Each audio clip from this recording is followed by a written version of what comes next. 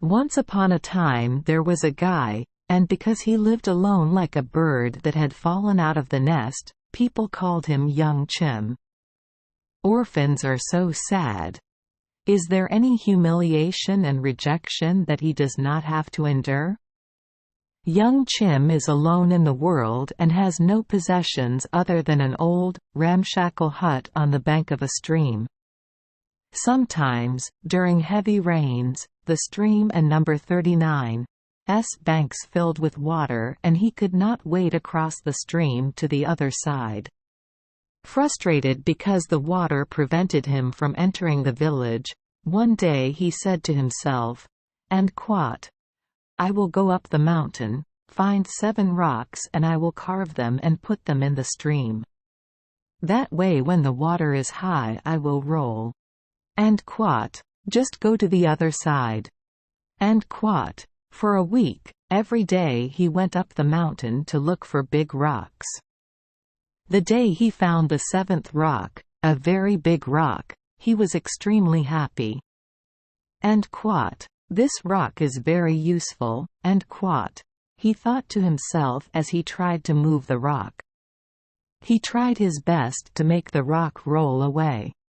But he was surprised to see that under the rock there was an egg whiter than snow. This egg is like the egg in the fairy tale Big-Footed Bird Primrose. I will bring it home and let the chicken hatch it.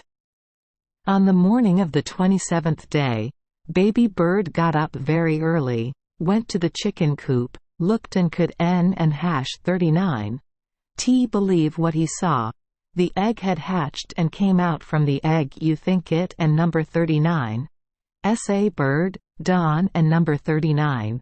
Tu. Come on, come on. Is that a small, tiny girl?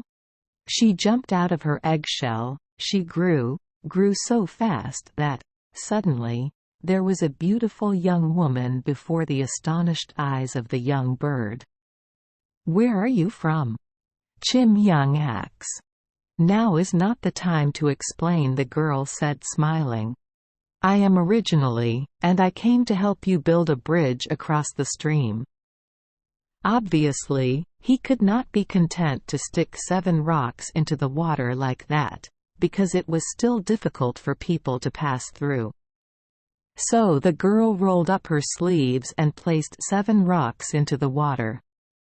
When she finished placing the 7 big rocks, she cut the nails of her 7 fingers, tilted her head and mumbled a few words. Instantly the nails turned into 7 beautiful stone pavers. She took the paving slabs and placed them on 7 rocks and the bridge was ready. Chim Young really liked the fairy, so he timidly asks, "Would you please stay and be my wife?" That and number 39's what I came here for. She smiled and held his hand. From then on they lived together in Chim Non and number 39's hut. They are happy, but their love is a thorn in the side of the neighboring rich landowner. He is jealous of their happiness. One day, when Chim Non went to the market, he met the landowner on the way home. He had just intended to usurp his wife, so he thought of a way to get rid of him. He started a conversation. By the way, I would like to say that you successfully built the small bridge. And because he was so skillful, he should have done something to punish the dragon on the mountain that caused trouble for many people in the future. Which dragon are you talking about? Chim Young was surprised. You come with me, I and number 39. I'll show you where he lives, the landowner replied. I just ran home for a moment to get the rope and a basket. He returned immediately and the two of them went up the mountain. They walked for a long time and it gradually got dark. The pale moon appeared between the clouds. Suddenly they saw a black hole in the darkness. Here it is, the landlord said. This is the dragon and number 39's den that is causing a lot of damage to the people. Now it is sleeping. You sit in the basket, I and number 39. LL drop you, and you and number 39. LL kill it." The squire tied a rope to the handle of the basket. Young Bird sat in, and before he had time to think, he was swinging in the darkness. Thinking of the terrible dragon made his heart ache. He closed his eyes in fear. When he felt the basket hit the bottom of the cave, he opened his eyes and stiffened in shock. He was in a vast stone cave with gilded pillars, walls inlaid with jade, and many stones placed on sapphire platforms, filled with pearls and gems. "Mr. Landlord, Mr. Landlord," Young Bird happily suggested. "There are no dragons here, but I discovered a great treasure." "Very good.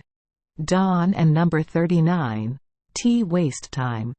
Fill the basket and give it to me." The landlord and number 39's voice rang out above. "First I will bring up the treasure, then I will drop the basket to pull you up."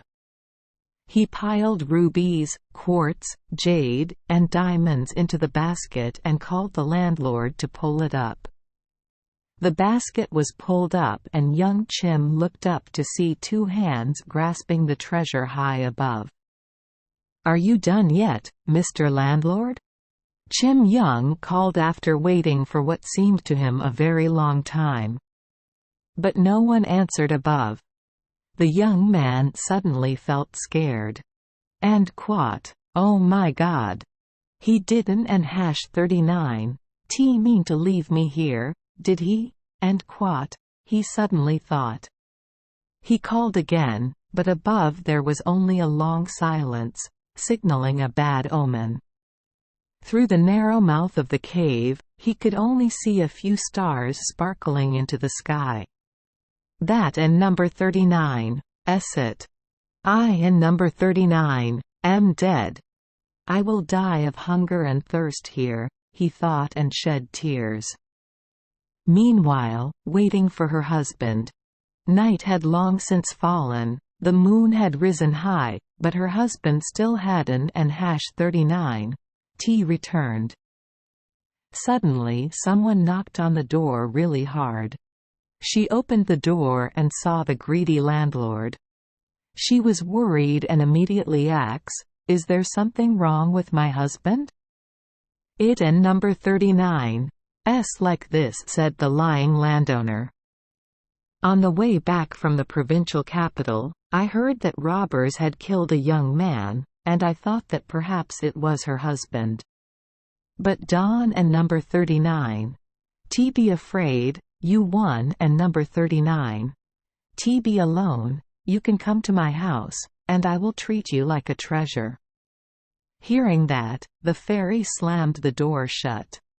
She waited for a while, then when everything was quiet, she quietly opened the door, looked around and, when she was sure the squire had left, she quietly snuck out into the darkness. She ran to the mouth of the cave on the mountain. "Chim Non, where are you?" she called. "I and number 39 am here." "Down here," a reply came from underground. "Dawn and number 39 be afraid, I and number 39 am here, I will save you." The fairy answered and tears flowed from her beautiful eyes. The pure tears began to stop on her cheeks as they flowed to the mouth of the cave. And strangely, the tears stuck together while flowing, forming a rope of sparkling tears that hung down into the cave. That rope is as strong as the fairy and number 39's love for young Chim. What will I bring back from here? Chim Young wondered. I Dawn and number 39 need anything. He looked around the treasure cave. Suddenly he saw a magical pearl inlaid on the wall. He decided immediately. He removed the pearl from his hands, clinging to the vine. They were happy, met again, and returned to the thatched hut together. As soon as the door closed, someone called urgently, Outside, the landowner is still jealous. Seeing him safe and sound, he was shocked. "I was just about to come and pull you up," he mumbled awkwardly. "At that time, I could N and hash 39 T pull him up immediately because the rope had broken." While talking, he saw the shining pearl in his hand. "Where did this pearl come from? Also there, right?" he asks, his eyes shining with lust. "There are so many pearls on the wall that I can and number 39 T count them all," the fairy said. "We only took the smallest one as a souvenir." "Well, I and number 39 I'll say goodbye, Don and number 39 T waste any more of your time. I still have work to do," the landowner said quickly. He hastily returned to the old path. "You think right, he won and number 39 T go home, that greedy, jealous man." He ran to the cave on the mountain on 3 legs and 4 legs. He leaned over the mouth of the cave and saw a rope. He held his breath. The bottom of the cave is sparkling and dazzling. He did not hesitate for a second. He grabbed the rope and slid down.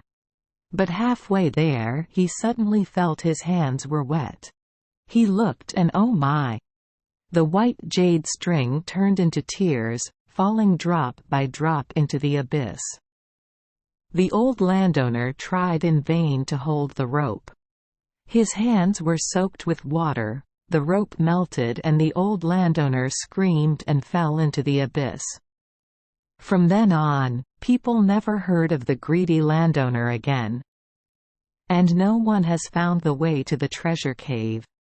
Thank you for joining us for today's fairy tale. We hope these stories bring joy and meaning to your day. If you love our channel, please hit the subscribe button so you won't miss any exciting tales. Wishing you a good night and sweet dreams. See you in the next story.